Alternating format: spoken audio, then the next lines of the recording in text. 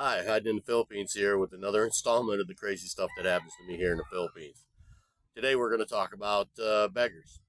Now, when you think of beggars, I'm sure you're thinking of, the two-legged variety that sticks with their hands stuck out.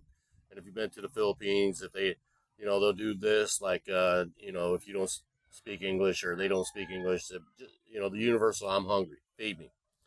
All right, well, we're not talking about those kind of beggars. I'm talking about the four-legged variety which are in abundance here. You're going to see street animals everywhere you go here in various ranges of health and shapes and sizes.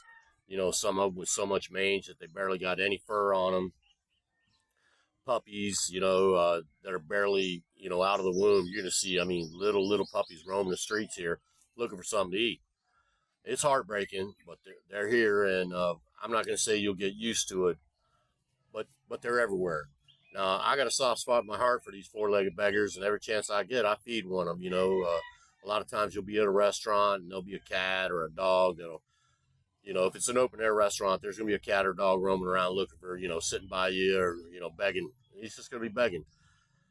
And the purity of it is, he doesn't have a drug addiction or anything like that, no alcohol addiction or anything like that. He's just flat out freaking hungry, man. And when you're hungry, restaurants and garbage dumps, this is where the food's at, so that's where they're going to be.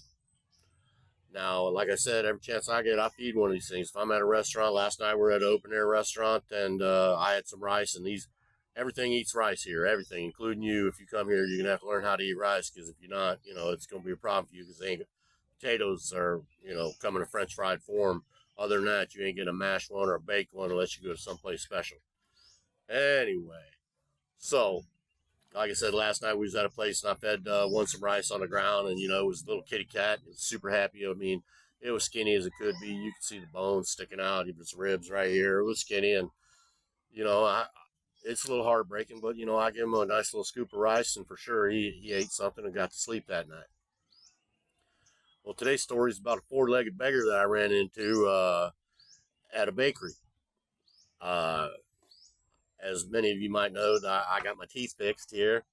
Well, I had a couple of bad teeth on the bottom, and they had to get wisdom or what do you call it, root canals.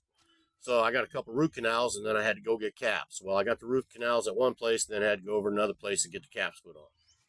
So I get the root canal, and then I head over to the place where I get my caps done. And when I get there, they got my caps. They're ready for me, but, there's a couple people ahead of me. All right. She goes, well, why don't you just go get yourself something to eat or something to drink and then come back in 45 minutes. I was like, all right, I'll do that. Well, right across the street is a bakery. Now, I myself, I don't know about you, but I love the smell of fresh baked bread, man. And over here, you'll be driving down past one of these bakeries, and they're everywhere. And they sell pandesal, which basically means little biscuits and muffins and whatnot. Any kind of baked goods you can imagine, they got it going on. And it's usually 5 pesos a piece. Whatever you order, or you see in the window there, you see all these delectable little goodies. You just point at it, and it's 5 pesos, which I don't know how much 5 pesos is. It's like nothing, a couple pennies. So anyway, right next door to that was a coffee place. So I ordered coffee, and it's going to take him a minute to get that coffee. So I walk next door and get me some pandesal. Now, I love these things called Pandy Coco, and if you have never had a Pandy Coco, just remember the word Pandy Coco. It's a little biscuit about this big around, and it's got coconut, some kind of coconut paste, or I don't even know what. It's a spread that's in the middle of it, and they bake it right in there, and it's just delightful. If you love coconut, you're gonna love this. Well, I love coconut. So anyway, I get me 5 of these little Pandy Cocos. They're about this big. And I can eat probably 3 of them with my coffee, and I was going to save a couple for later. Well, I ordered my Pandy Coco, and then up walks these 2 little beggars. They're not in good shape. You know what I mean? You can see some skin, you can see some bones. They got a little bit of mange here and there, but not as bad as some of the dogs I've seen around here. Because you'll see some dogs around here that the mange is so bad they barely got any hair at all, and all you see is skin. So anyway, up walks this one, and he's got a partner leaning, right behind him. But this guy kind of walks up to me, and he got one of his paw like gimped up underneath like this, and he's doing the 3-legged hop to get to me. you know, and he sits down, he looks at me, got that little gimpy paw up here like this, and I'm like, ah, I'm a sucker, you know. So the one I was eating, I'd only had one bite out of it, so I fucking ripped the damn thing in half, and I give a little homeboy here half, and then I give a friend behind him, I toss to the, you know, the other half. Well, you know, he gobbled that thing down, and you know, he looked at me, and like I said, I'm a sucker, so I got 5 of them. I ripped another one in half, and I gave, you know, Mr. Gimp Paul. I gave him one, and he took it right out of my hand, and the other one would come nowhere near me. Because a lot of times they're afraid of humans. Because around here, you know, if they'll run them off, kick them, whatever, just get, you know, they want them away from them. So a lot of these dogs won't come anywhere near you because they don't want to get hurt. Like I said, I threw the second piece over to this other dog. You know, he was grateful. They scarfed up that thing, and then they, you know, they just sat down. I said, well, boys, that's all you're getting because I only got 3 left, and I parted with 2 of them. And it was about that time the guy told me, you know, he could see me, and he was like, hey, your coffee's ready. So I went over there and I got my coffee. Something called a Spanish latte, which I've grown to love here. Anyway, so I get my Spanish latte. It's about a medium size, and then I have to walk across the street. And I go across the street, and you know, it's just a double lane. I go across the street, so you know how big a double lane is, and the dentist's office is right there, you know. So they got a little bench outside, and I sit down on the bench. I put my coffee down, and I, you know, open my bag, and I get me another Pandy Coco out of there. Remember that name, Pandy Coco, because if you come here, you have to try one. Oh man, they're so good. Anyway, so I get my Pandy Coco, and I take a bite out of this thing, and you know, I can see right across the street at these 2 dogs. They've decided they're just going to kick it there at the Pandaria or the bakery, and they ain't moving. You know, they figure I don't know. I don't think like a dog, but I mean, I'm guessing that they were like, hey man, we got something here. Maybe we'll get some more. And you know, there's people coming in, there's people coming out, and they're getting little pieces. And ain't nobody giving these dogs anything, not a drop. So you know, but they're patient. You know, they're hungry, so they're just laying there, and you know, I'm sitting there drinking my coffee, looking at these poor skinny little things, debating whether I'm just going to eat 2 and walk over there and give them my last one and throw it in half. Well, up walks this little old lady, man. You know, when I say little old lady, you know, she's probably 60 something. She got gray hairs, and she got in this hand, she got a big bag of whatever she had bought. You know, I don't know what was in there. I have no idea. But it looked kind of heavy.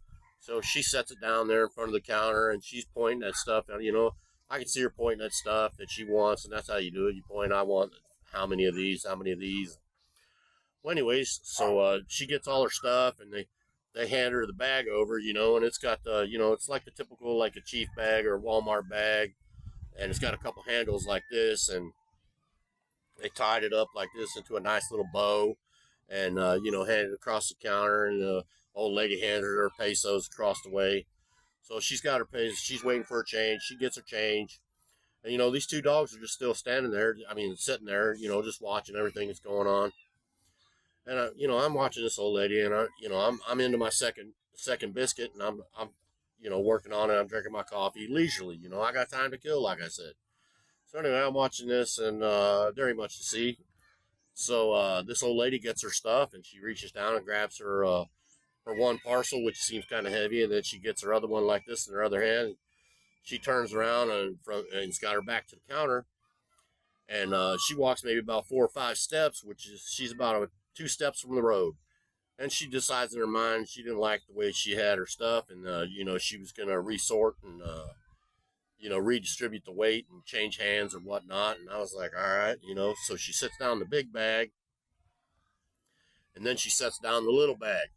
Now I'm telling you, she set down that bag, and about the time she straightened up, remember that dog I told you that had the gimpy foot? Okay, that sucker, he jumped up lickety. I mean, it was like lightning. And he ran over there and he grabbed that bag of fucking biscuits and he snatched it. He got it right by the mouth. I mean, it was like, you know, Mission Impossible 8 or whatever. You know, he got it right in between the things, both loops, right in the mouth right here. And then he just took off running. I mean, like, he stole something because he just did steal something. I mean, he was gone. That gimpy old foot, that was an act. That's a smart ass street dog. I'm gonna tell you right now, because that paw was no longer affected, and he was no longer a cripple. He was an Olympiad. Because, I mean, he just took off, ears laid back, and he was just gone. Now, his little buddy that was behind him, they were partners, man, because he was hauling ass right behind us. And the little old lady seen everything that was happening, and she started running after these two dogs. Now, I'm going to tell you what, I don't know if you've ever chased a dog in your life, but, you ain't catching one. If they got something of yours and they don't want to give it back, especially one of these street dogs, no way. They get about, I don't know, they're about 35, 40 feet, and she was she wasn't gaining on them whatsoever, and I could hear her cursing in Filipino. I don't know what she was saying, but it was something to the effect of, "Get back here, you little mother." And, they were like, "F you, old lady," and hauling ass. And next thing I know, they made it right, and that was the last I seen of them. And as soon as they turned and made that right there, the old lady couldn't see him no more anyway, and that just knocked the sparks right out of her. She quit running, and she was a good, I don't know, 30, 40 feet, down the road there, and realized that she had lost. And I got to tell you, that woman worked hard for her money. She did. And, it's wrong for me, but I was rooting for them dogs, man. I'm telling you right now, I was 100%. I was like, "Go, you!" In my heart, I was going, "Go, motherfucker, go!" And he was. He didn't need my cheering on because, like I said, he was an Olympiad right at that moment, and he was gone. And then I'm sure him and his buddy, they got over to a safe place. They ripped open that bag, and they ate like little fat kings because them dogs weren't but about that big, man. Little tiny dogs. I mean, they're small. I got Rottweilers back at the house, so they were tiny, but I mean, they ate that bag of Pandy Coco 100%. Him and his buddy just whooped that shit down. That old lady walked back, got her bag, and she looked over to the counter, deciding whether she was going to buy some more, but I guess it wasn't in the budget. So she picked up her little bag and she didn't hang her head, but she was in defeat mode, because her shoulders were a little slumped, and she just trudged off. Now I seen it. The lady behind the counter seen it because I heard her saying something to her. And I don't know what, and she gave her one of these, like, never mind, I'm just going to go to the house. But once again, I'm going to tell you right now, I was rooting for them dogs, man. I was 100% rooting for them dogs. And today, the four-legged beggars got to win. So wherever you're at, you little four-legged suckers, good for you. And I'm glad you got a good full meal. Okay, that's a silly little story that I seen right here in the Philippines, and I just want to share with you. Just hiding in the Philippines, feed your dog, be kind to people, and try not to be a dick. All right, good night.